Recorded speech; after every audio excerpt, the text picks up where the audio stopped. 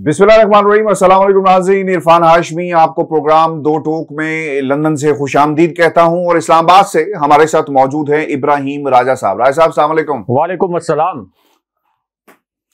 राजा साहब, आज की अहम खबरें, लंदन में एक बड़ी ताकतवर शख्सियत की आमद है और इस हवाले से ये कहानी क्या है ये आज इस प्रोग्राम में शामिल करेंगे, क्योंकि मुख्तलिफ बातें इस हवाले से कही जा रही हैं और GHQ को इनकार हो गया है लॉन्ग मार्च के हवाले से। ये इनकार किसने किया ये भी कहानी प्रोग्राम में शामिल करेंगे और फिर DGISI के हवाले से क्या खबर है ये भी आज प्रोग्राम में अपने सुनने वालों के सामने रखेंगे। लेकिन राय साहब, पिछले 48 घंटों में कुछ दावे किए गए हैं कि एक ताकतवर शख्सियत बरतानिया आ रही है और एक ताकतवर शख्सियत बरतानिया पहुंच चुकी है और कुछ और लोग बरतानिया आ रहे हैं। और आपको याद रखना चाहिए और हमारे सुनने वालों को भी कि ये वो वक्त है जब पाकिस्तान में अक्टूबर बहुत अहम है, नवंबर की एक इंतहाई अहम तकर्री होने जा रही है।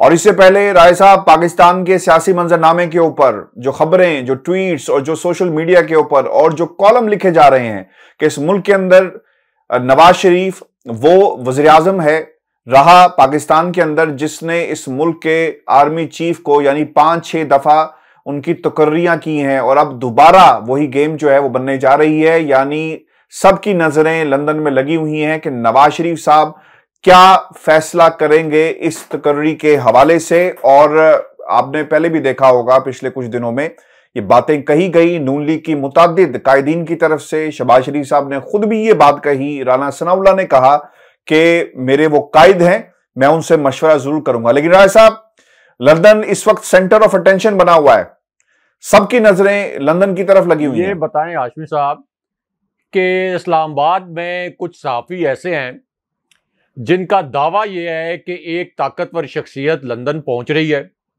अब ताकतवर शख्सियत के मुतल्लिक जब दावा किया जाता है तो आम तौर पर समझा यह जाता है कि जो रावलपिंडी के हल्के हैं इनसे जुड़ी हुई कोई शख्सियत है। अगेन मैं ये कह रहा हूं कि कुछ सहाफ़ियों की जानिब से यह दावा किया गया है कि एक ताकतवर शख्सियत लंदन पहुंच रही है और ऐन उसी मौके पर मरियम नवाज भी लंदन पहुंच रही हैं।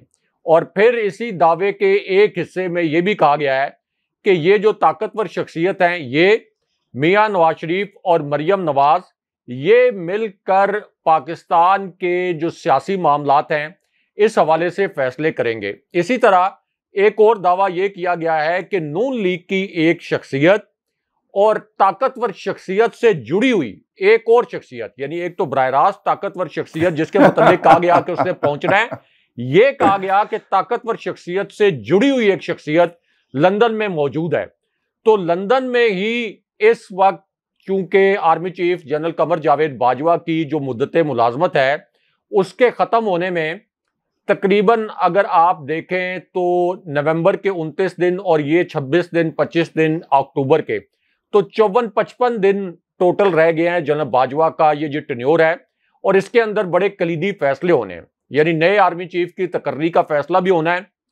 क्या अगला इलेक्शन अगले साल फरवरी मार्च में होगा या अगस्त तक लेके जाया जाएगा, और क्या इमरान खान साहब को एक फ्री एंड फेयर इलेक्शन दिया जाएगा, क्योंकि अगर इमरान खान साहब को अब हराना है तो उसके लिए तो इलेक्शन में धांधली करवाना पड़ेगी। अगर धांधली नहीं होगी तो खान साहब 3/4 अक्सरियत से जीत जाएंगे, ये तमाम सर्वेस बता रहे हैं। तो इस हवाले से ये 54-55 दिन बड़े डिसाइसिव हैं। लेकिन ये जो डिसीजन है हाशमी साहब, ये एक बड़ी ज्यादती है कि ये शहर इक़्तिदार इस्लामाबाद में नहीं हो रहे, ये सारे डिसीजन आपने हमसे छीने हैं और लंदन में आप ये डिसीजन करवा रहे हैं। तो हमें ये बताएं कि ये लंदन में किस किस्म के फैसले हो रहे हैं। लेकिन ये भी एक वैसे बड़ी मुज़िका खेज बात है कि ये फैसले एक ऐसी शख्सियत के हाथों हो रहे हैं लंदन में बैठी जिसको पाकिस्तान की सुपीरियर कोर्ट्स ने मुजरिम करार दिया, मफरूर करार दिया, इश्तिहारी करार दिया। लेकिन ये कितनी बदकिस्मती की बात है, पाकिस्तान एक जो नाकाम रियासत के तौर पर सामने आई है कि यहां पर अगले आर्मी चीफ का फैसला भी अदालत से मफरूर एक शख्सियत करेगी, अगले इलेक्शन का फैसला भी अदालत से मुजरिम करार दी गई एक शख्सियत करेगी। और तमाम पाकिस्तान के लगता है जो इदारे हैं, चाहे इलेक्शन कमीशन हो, दीगर रियासती इदारे हों, अदालतें हों, आपकी सुपीरियर कोर्ट्स हों, वो लगता है कि तमाम की तमाम इस शख्सियत के दबाव के नतीजे में, या ने जो सिसिलियन माफिया की तरह तमाम पीडीएम की जमातों को इकट्ठा करके एक्ट किया, इसके दबाव में आ गए हैं और अब सारे फैसले लंदन में हो रहे हैं। लेकिन बहरहाल अब हमें जरा बताएं कि लंदन में कौन कौन मौजूद है, कौन आ रहा है, मरियम नवाज कब पहुंच रही हैं और क्या हालात चल रहे हैं मियां नवाज शरीफ की रिहाइशगाह के बाहर। देखिए राय साहब, लंदन ऑब्वियसली पिछले 2.5 बरसों में हमने इसे बहुत ही अहमियत हासिल होते हुए देखा है। नवाज शरीफ साहब यहीं पर आकर बैठे और उन्होंने अपने एक दफ्तर को नून लीग का सेक्रेटेरिएट डिक्लेयर भी किया, फिर एक्टिविटीज शुरू होती हैं, फिर पाकिस्तान से इमरान खान साहब की हुकूमत किस तरह लंदन को मुखातिब करती रही, नवाज शरीफ को पाकिस्तान वापस लाएंगे, और फिर बहुत कुछ डेवलपमेंट्स हुई over the years. Medical reports की बुनियाद के ऊपर भी सियासत होती रही, जो कि एक ड्रामा था, पूरी कौम के सामने है। प्लेटलेट्स आज तक पूरे नहीं हुए और नवाज शरीफ एक बहुत ही शाहाना जिंदगी जो है वो बरतानिया में गुजार रहे हैं। ये सब बातें हमने इन पिछले 3 बरसों में देखी हैं। अब सबसे बड़ा मसला यहां पर यह था, नवाज शरीफ साहब बरतानिया में बैठकर एक डील की और ढील की तलाश करते रहे। मुल्क के अंदर जो कुछ हुआ वो भी आपके सामने है। अब मरियम नवाज, जो इतलात ये हैं कि अगले 24 घंटों के दौरान लंदन यात्रा कर सकती हैं, पासपोर्ट उन्हें मिल गया, सब कुछ जो रुकावटें थी दूर हो गई, अब उन्हें अदालत से बरियत भी उनकी हो गई, अब उन्हें लंदन आने से कोई नहीं रोक सकता। अब लंदन आने का बुनियादी मकसद, जो नून लीग के लंदन के जराए ये कहते हैं, जिन लोगों से हमारी बात हो रही है पिछले कोई 2 रोज से और मुसलसल हम जिनके साथ राब्ते में, वो ये कहते हैं कि नवाज शरीफ को पाकिस्तान लेकर जाना है।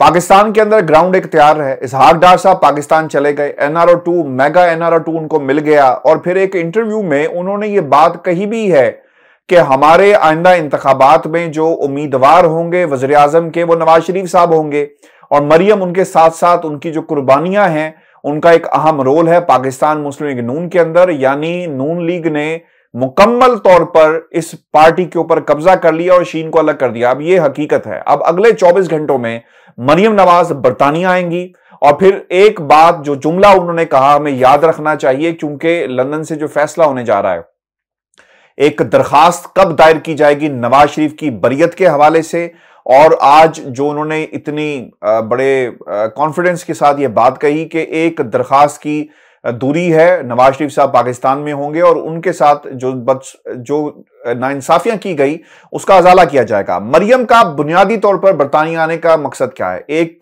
कमेटी, सब कमेटीज बना दी गई हैं पाकिस्तान के अंदर, और मीनवाइल लीगल टीम को हदायत जारी कर दी गई हैं, और फिर फैसले अदालतों के जरिए अपने हक में करवाए जाएंगे, और फिर इसके बाद नवाज शरीफ को एक फातह डिक्लेयर करके पाकिस्तान ले जाया जाएगा।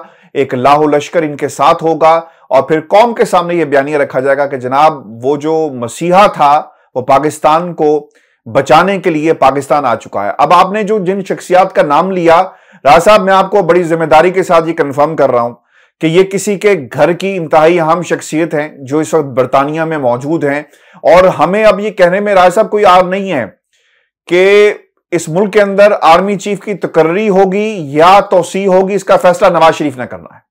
और कोई अगर ये समझता है कि ये फैसला उसने नहीं करना, तो हमें 2 हफ्ते पहले और 1 हफ्ते पहले जो शहबाज शरीफ का एक बयान था, एक प्रेस कॉन्फ्रेंस में उन्होंने कहा कि वो मेरे कायद हैं, मैं उनसे मशवरा करूंगा और मुझे कोई नहीं रोकेगा, उनसे मशवरा करने से नहीं रोक सकता। तो ये बात अब हमें तसव्वुर से लानी चाहिए और इसे तस्लीम कर लेना चाहिए कि अगला मुल्क का जो आपका आर्मी चीफ है उसकी तकर्री या एक्सटेंशन का फैसला भी आगे क्या होगा। मियां नवाज शरीफ अगर ये तकर्री करते भी हैं तो इससे पहले भी जो 6 जो तकर्रियां हुई थी वो मियां नवाज शरीफ ने की थी, लेकिन उन 6 के साथ मियां नवाज शरीफ की लड़ाई हुई।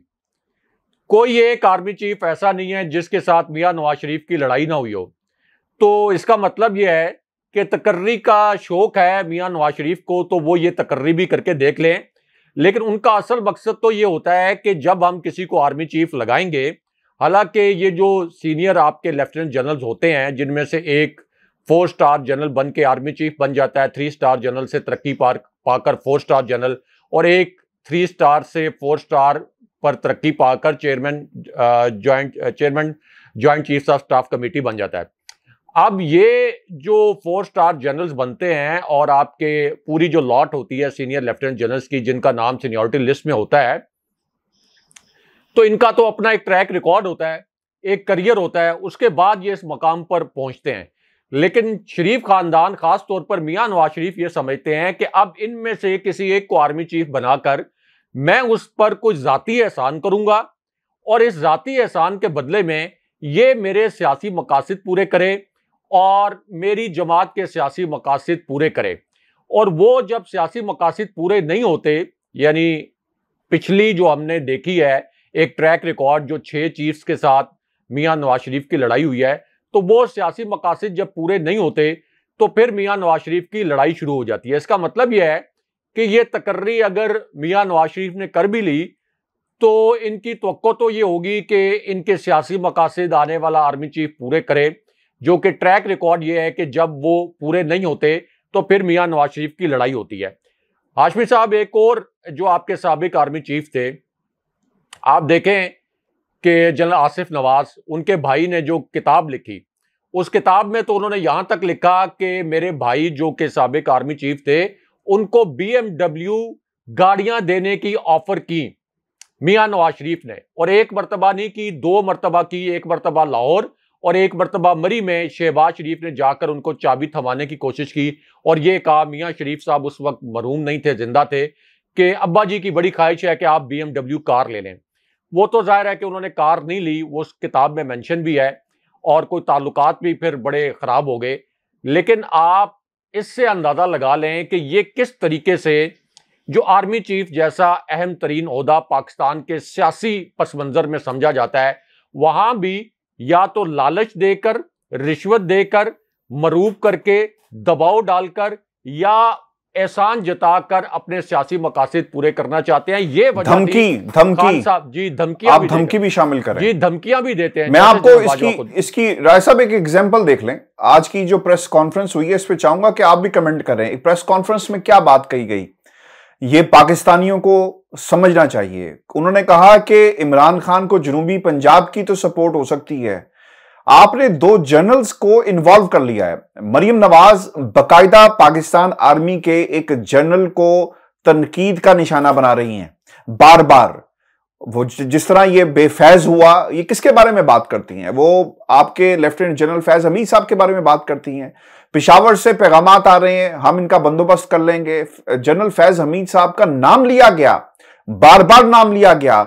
आर्मी चीफ कमर जवेद बाजवा का नाम लिया गया, बार बार लिया गया। और अब सितम जरीफी इस मुल्क की देखें, पाकिस्तान के 22 करोड़ आवाम की देखें, राय साहब के वही शख्स जो है फैसले करने लगा हुआ है। आपने एक लफ्ज कहा कि प्यार से रिश्वत देकर, गाड़ियां देकर, तोहफे देकर, सब कुछ देकर फैसले किए जाते हैं। लेकिन सबसे अहम बात यह कि धमकी देकर, आपने सरेआम धमकियां दी। और अब एक ऐसा लगता है कि शायद ये कॉम्प्रोमाइजिंग पोजीशन है। अगर किसी को तौसी चाहिए या किसी ने जो कुछ करना है, खामोशी छाई हुई है। राय साहब, आपके होते हुए मरियम नवाज साहिबा सब कुछ कह रही हैं, लेकिन किसी का कोई रिएक्शन किसी तरफ से राय साहब नहीं आता। और ये वो मकाम है जिस पर सोचने की जरूरत होगी पाकिस्तान की दीगर सियासी जमातों को कि नवाज शरीफ की सियासत मुल्क को किस तरफ लेकर जा रही है। धमकी, धौंस और लालच, और दूसरा ये जो गाड़ियों वाला सिलसिला है। राय साहब बताएं कि ये मरियम नवाज और नवाज शरीफ और ये जितने भी लोग जिन्होंने बारहा पाकिस्तान की फौज को और एक खास शख्सियत को निशाना बना रहे हैं, जवाब क्यों नहीं आता? देखिए आशिफ साहब, जनरल फैज हमीद ना सिर्फ ये कि कोर कमांडर हैं, बल्कि अगले आर्मी चीफ के लिए एलिजिबल भी हैं। यानी ये तो जाहिर है कि मुस्लिम लीग नून की उनके साथ एक मुखासमत है, तो इस वजह से उनको आर्मी चीफ नहीं बनाया जाएगा, ये बात तो आया है। लेकिन वो पाक फौज का हिस्सा हैं और core commander Peshawar, DGISI core commander Bahawalpur. तो इसका मतलब ये है कि पाक फौज के अंदर पाक फौज का जो हायर रैंक्स हैं उसका वो बड़े अहम तरीन जुज़्व के तौर पर काम कर रहे हैं। और जनरल फैज हमीद के मुतालिक खुद army chief general Qamar Javed Bajwa ने यह कहा था कि जनरल फैज हमीद को हमने कभी भी अपनी असाइनमेंट से गाफिल नहीं देखा और ये उन जनरल्स में से हैं जो सबसे ज्यादा काम करते हैं। तो इस पूरी सूरत में फौज को बतौर इदारा अपने लेफ्टिनेंट जनरल, अपने कोर कमांडर जब उनके ऊपर इस तरह के इल्जामात सरेआम लगाए जाएं, तो लगता यह है कि डीजी आईएसपीआर को सामने आना चाहिए और रिएक्ट करना चाहिए। इसके ऊपर आईएसपीआर को रिएक्ट करना चाहिए, क्योंकि इमरान खान साहब के जो स्टेटमेंट्स हैं उनके ऊपर तो डीजी आईएसपीआर के स्टेटमेंट्स आते रहे हैं, लेकिन मरियम नवाज बार बार, और वही मरियम नवाज जिन्होंने पूरी पाक फौज पर पहले भी हमले किए, यहां तक कि यह भी कह दिया कि आजाद कश्मीर में पाक फौज से बगावत के नारे लग रहे हैं, जब ये इलेक्शन वहां पे हार गए थे, और इल्जाम ये लगाया कि पाक फौज ने वहां पर रिगिंग करवाई। लेकिन मरियम नवाज के खिलाफ या शरीफ खानदान के खिलाफ रिएक्शन क्यों नहीं आता, ये असल में फिर एक सवालिया निशान बन जाता है। और ये इस वजह से भी सवालिया निशान बन जाता है कि ऐसा एक तासुर बनता है कि शरीफ खानदान ने मरूब कर लिया है तमाम इदारों को, यानी दबाव में ले लिया है, और अब ये पाकिस्तान के अंदर जो इन्होंने अपनी जड़ें मुख्तलिफ इदारों के अंदर, इस निज़ाम के अंदर एक माफिया के तौर पर इतनी अपनी जड़ें गहरी कर ली हैं कि कोई भी रियासती इदारा इनके सामने खड़ा नहीं हो सकता। अभी आप देख लें कि आपके जो हुसैन नवाज हैं, उनका भी एक जो स्टेटमेंट आया था जिसमें उन्होंने अपनी कंपनीज वगैरह का इतराफ भी किया, और दोबारा से वो हसन नवाज कंपनीज जी हसन नवाज की तरह वो दोबारा से वो फंस भी गए। मरियम नवाज की जाली ट्रस्ट डीड, सुप्रीम कोर्ट से फ्रॉड, अभी तक शरीफ खानदान लंदन फ्लैट्स के जराए आमदन नहीं बता सका और ना ही बताने की पोजीशन में है, लेकिन उसके बावजूद हर दफा इनको डील मिल जाती है। यानी परवेज मुशर्रफ के हाथों भी इनको डील मिल गई, पहली मरतबा भी डील मिल गई, दूसरी मरतबा भी डील मिल गई। मियां नवाज शरीफ वापस आ गए, मुआहदा करके गए थे यहां पर, और सऊदी जो मिनिस्टर थे वज़ीर दाखिला, उनको इस्लामाबाद में आके वो 10 साल का मुआहदा उसकी कॉपी लहराना पड़ी थी। उस वक्त भी इनको एनआरओ मिल गया, डील मिल गई। अब दोबारा से बहुत हैरान कुन बात यह है, जो खान साहब कहते हैं कि मैं कभी सोच भी नहीं सकता था कि एस्टैब्लिशमेंट इन लोगों को दोबारा से इस मुल्क पर मुसल्लत होने देगी, कि एस्टैब्लिशमेंट को पता है कि ये कितने करप्ट लोग हैं, और एस्टैब्लिशमेंट के पास इनकी फाइल्स भी मौजूद हैं, और फिर यह भी पता है कि इन्होंने जनरल बाजवा के खिलाफ या सिर्फ जनरल फैज हमीद के खिलाफ नहीं, पूरी पाक फौज के खिलाफ मुहिम चलाई थी, रियासत मुखालिफ मुहिम चलाई थी। लेकिन उसके बावजूद ना सिर्फ ये कि इनको मुसल्लत होने दिया गया, बल्कि अब ये एक तासुर ये देते हैं कि तमाम रियासती इदारे हमारे ताबे हैं, हम तमाम रियासती इदारों के मुतल्लिक फैसले करेंगे, मुजरिम होते हुए, मफरूर होते हुए, इश्तिहारी होते हुए। तो ये असल में इस वजह से मैं बार बार ये कहता हूं, लोगों को बड़ा बुरा लगता है, लोग कमेंट भी करते हैं, मैं 100% दोबारा से ये बात कहता हूं कि पाकिस्तान मुकम्मल तौर पर एक नाकाम रियासत है।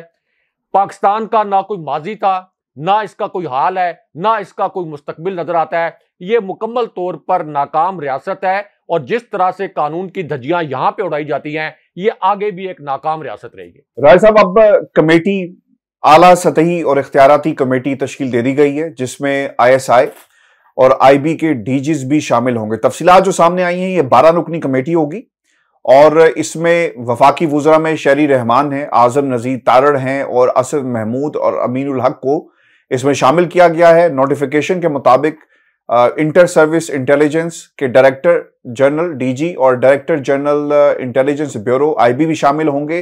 ताहम कमेटी में DGISI की नुमाइंदगी उनका नामजद जो नुमाइंदा होगा वो करेगा, और 7 दिन के अंदर उन्होंने अपनी तहकीकात को मुकम्मल करके पेश करना है। कमेटी वज़ीर-ए-आज़म हाउस में मौजूद सिक्योरिटी प्रोटोकॉल का जायजा लेगी।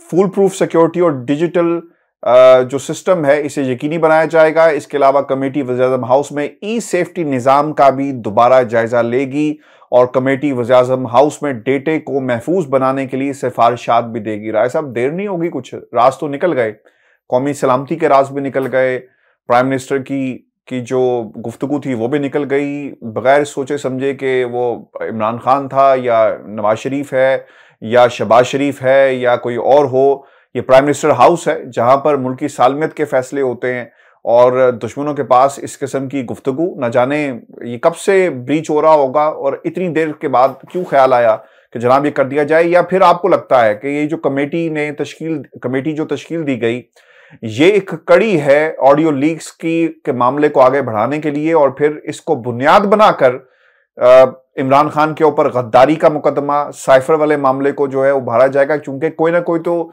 बेस आपको चाहिए होती है, कोई रिपोर्ट चाहिए होगी, कोई इन्वेस्टिगेशन चाहिए होगी जिसको बुनियाद बनाकर आप कहेंगे कि देखें जी इमरान खान ने मुल्क के साथ जो है क्या किया। हाशमी साहब, ये कमेटी नहीं है, एक मजाक है। आप देखें शहरी रहमान को इस कमेटी में शामिल किया गया है। ये ऑडियो लीक्स जिसके मुतल्लिक कहा गया कि हैकर ने एक सिक्योर फोन लाइन उसको हैक किया, उसको बग किया, सिक्योर फोन लाइन की टैपिंग की गई। तो शहरी रहमान, क्या उनके पास इतना टेक्निकल नॉलेज है? क्या वो आईटी एक्सपर्ट हैं कि जो तहकीकात करेंगी? उसके बाद फजलुर रहमान के बेटे असद महमूद, उनको शामिल कर लिया गया इस कमेटी के अंदर। अब आप बताएं कि उन्होंने क्या तहकीकात करनी है? क्या वो जाके वो टेलीफोन लाइंस को उखाड़ के देखेंगे, उनकी तारें चेक करेंगे कि ब्लू कौन सी है, रेड कौन सी है? तो मौलाना असद महमूद जो कि फजलुर रहमान के बेटे हैं और मौलाना कहलाते हैं, उन्होंने जाकर वहां पर क्या चेक करना है? क्या उनकी क्वालिफिकेशन है कि वो जाके हैकर को चैलेंज करेंगे कि मैं आके यहां पे जेम्स बॉन्ड बन के आया हूं और मैं देखूंगा कि हैकर ने यहां पर क्या किया।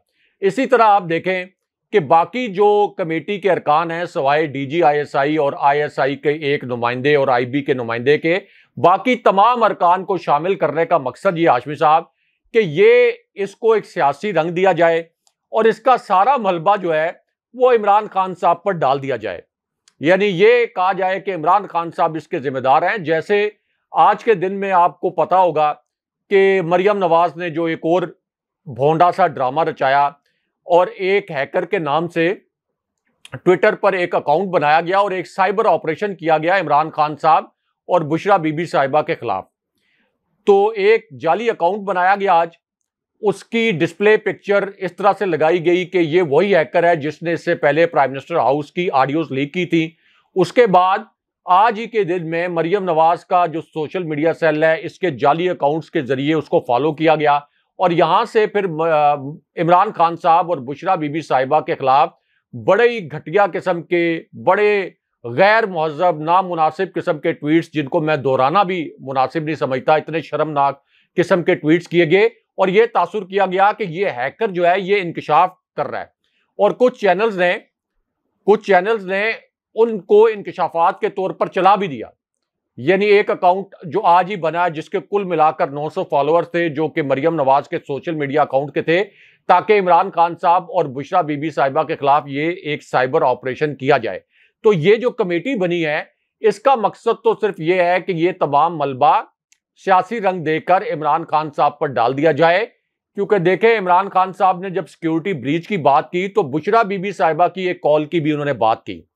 बुशरा बीबी साहिबा की वो कॉल जो लीक हुई, जिसको फिर एडिट किया गया, 6-7 कट लगाए गए, उसको अपनी मर्जी के मानी पहनाए गए और फिर उसको आगे फैलाया गया। तो खान साहब ने कहा कि बुशरा बीबी साहिबा ने वो जो कॉल की थी, वो कॉल उन्होंने मेरे घर से की थी। तो प्राइम मिनिस्टर हाउस में भी वो IP phone, secure phone line होती है और इसी तरह प्राइम मिनिस्टर का जो जाती घर होता है वहां भी वो सिक्योर फोन लाइन होती है। तो खान साहब ने बनी गाला को कैंप ऑफिस तो डिक्लेयर नहीं किया था, उसके तमाम अखराजात वो खुद अदा करते थे, लेकिन वहां पर भी एक सिक्योर लाइन थी। अब बुशरा बीबी साहिबा ने उस सिक्योर फोन लाइन पर बात की किसी से, लेकिन उसको भी बग कर लिया गया, उसको रिकॉर्ड किया गया, फिर उसके मुख्तलिफ हिस्सों को जोड़कर, तोड़ मरोड़ कर उसको लीक किया गया और अपनी मर्जी के मानी पहनाए गए। तो खान साहब ने कहा कि ये तो बहुत बड़ा सिक्योरिटी ब्रीच है कि प्राइम मिनिस्टर हाउस की भी सिक्योर लाइन जो है वो भी कॉम्प्रोमाइज हो रही है, प्राइम मिनिस्टर हाउस के अलावा प्राइम मिनिस्टर के घर की भी। लेकिन हाशमी साहब, ये जो अब DGISI और IB के DGs के पर मुश्तमिल जो कमेटी बनी है, इसको तो इस मामले की भी तहकीकात करनी चाहिए। यानी ये तो चलें ठीक है कि ये हैकिंग हुई है या एस्टैब्लिशमेंट ने खुद ही कोई लीक की है ये ऑडियोज, लेकिन इस बात की भी तहकीकात करनी चाहिए कि मरियम नवाज किस कैपेसिटी में शहबाज शरीफ का ऑफिस यानी प्राइम मिनिस्टर ऑफिस को इस्तेमाल करते हुए अपने दामाद के लिए इंडिया से एक प्लांट दरामद करवा रही थी। क्या इसकी तहकीकात नहीं होनी चाहिए? क्या इससे हमारे रियासती मफादात पर जद नहीं आई? और क्या मरियम नवाज के जो माली मफादात हैं ये पाकिस्तान के रियासती मफादात से बालातर हैं, या फिर ये कह दें कि ये मालिक हैं, यानी ये शरीफ खानदान इस मुल्क का मालिक है, 22 करोड़ अवाम का मालिक है, ये मुल्क स्टैम्प पेपर पर लिखकर इनको दे दिया गया है कि ये आपकी। लेकिन राजा साहब यही तो वो धमकी है, यही तो मसला है इस मुल्क का कि जिन लोगों ने इन्वेस्टिगेशन करनी है, जिनके खिलाफ करनी है, अब वो लोग एक्सटेंशन और अपॉइंटमेंट करेंगे तो किस तरह राय साहब इनको कटहरे में लाया जा सकता? नहीं लाया जा सकता। देखें, अगर मेरिट पर फैसले हो तो कटहरे में तो लाया जा सकता है। जनरल राहिल शरीफ के दौर में हमने देखा था कि डॉन लीक्स का जो स्कैंडल आया था तो जनरल राहिल शरीफ ने इनको स्पेयर नहीं किया था, और उसके बाद फिर हमें यह भी पता है कि जनरल बाजवा के दौर में परवेज रशीद के खिलाफ जो कार्रवाई थोड़ी सी रह गई थी और तारिक फातमी के खिलाफ, तो वो कार्रवाई हुई थी। तो फौज का मौकफ था कि ये डॉन लीक्स बदतरीन साजिश थी पाक फौज के खिलाफ, यानी पाक फौज के खिलाफ हर साजिश, फौज ने खुद बताया कि हर साजिश नून लीग के दौर में हुई। जो भी साजिश पाक फौज और पाक फौज के जो चीफ्स हैं या जो DGISI हैं उनके खिलाफ जब भी साजिश हुई नून लीग के दौर में हुई। तो इसी वजह से पाकिस्तानी अवाम के लिए भी, खान साहब के लिए, PTI के सपोर्टर्स के लिए और आम पाकिस्तानियों के लिए यह बात नाकाबिले यकीन है कि इसी नून लीग को किस तरह से दोबारा से मुसल्लत कर दिया गया। अगर तो हाशमी साहब इनके पास ओवरवेलमिंग मेजॉरिटी होती, यानी इलेक्शन हुए होते, ये एक अक्सरियत हासिल कर लेते, तो जाहिर है कि ये कहा जाता कि एस्टैब्लिशमेंट तो इंतखाबी एक अमल के जरिए ये वापस आए हैं, तो फिर तो कहा जाता कि चलें ठीक है। लेकिन इनके पास मैंडेट भी नहीं है, ना कौमी मैंडेट है, ना मैंडेट है, उसके बावजूद इनको मुसल्लत कर दिया गया। तो इससे फिर लोग जिच होते हैं, फिर लोग सवालात करते हैं, फिर DGISPR को टैग कर करके ट्विटर पर सवालात किए जाते हैं। आपने ये बात अगर देखी हो, मैं चाहूंगा क्योंकि आखिरी हमारे टाइम है प्रोग्राम का, यही वो बुनियादी वजह है कि जब एक मौका मिलता है जिसके ऊपर डील या ढील की बातें होती हैं, अगर सीनियोरिटी की बुनियाद पर आर्मी चीफ की तकर्री हो तो राय साहब कोई एक्सप्लॉइट नहीं करेगा। कोई नवाज शरीफ जो है ये नहीं कहेगा कि मैं लंदन में बैठकर जो है वो आर्मी चीफ की तकर्री करूंगा और फिर वो अपनी मन के फैसले, मर्जी के फैसले जो हैं वो लंदन में से बैठकर करेंगे और डील लेने की एक कोशिश करेंगे। आज इमरान खान साहब ने एक बात कही कि वो किसी भी वक्त कॉल दे सकते हैं। राय साहब, आपको क्या लगता है कि इधर से तकर्री, एक्सटेंशन, नवाज शरीफ का पाकिस्तान आना, प्रोटेक्टिव बेल के लिए आगे मामला बढ़ाए जा रहे हैं? आपने अगर बयानात पिछले 2 दिनों के और आज के खुसूसन सुने हो, सादिक और अमीन की बहस शुरू हो गई। चीफ जस्टिस ऑफ पाकिस्तान ने फैसल वाडा के केस के अंदर ख्वाजा आसिफ ने वैसे आईने पाकिस्तान क्या कहता है कि सादिक और अमीन कौन है, और फिर दूसरी तरफ से हामिद खान साहब ने भी कह दिया कि आइन में कहीं नहीं लिखा हुआ कि तमाम इंडिकेटर्स हैं सादिक और अमीन के नवाज शरीफ साहब जब पाकिस्तान आएंगे तो उसमें कहा जाए कि ताहयात नाअहली का मामला, सादिक और अमीन होने का मामला, इसको देखा जाए। खान साहब इंतजार कर रहे हैं 12 रबीउल अव्वल का और इसके बाद कॉल देंगे। आपको लगता है कि इंतजार इस बुनियाद के ऊपर किया जा रहा है जो इंडिकेटर्स मैंने आपके सामने रखे? देखिए हाशमी साहब, एक तो इमरान खान साहब को चाहिए कि मियां नवाज शरीफ की वापसी में कोई रुकावट ना डालें, बल्कि खान साहब को चाहिए कि इस तरह की पॉलिसी बनाएं कि एक तासुर मिले कि मियां नवाज शरीफ वापस आएंगे तो तहरीक इंसाफ किसी किस्म का एहतजाज भी नहीं करेगी और अदालत में भी नहीं जाएगी।